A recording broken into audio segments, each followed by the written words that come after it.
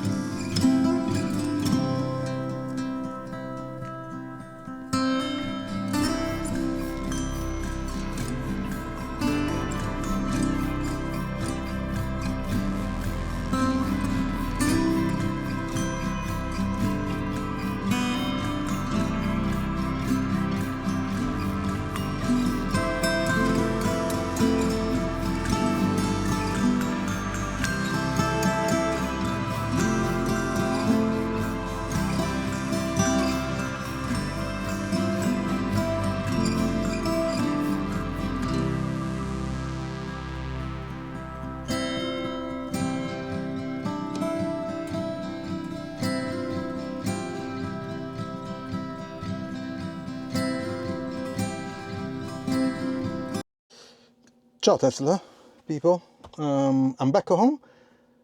Great road trip.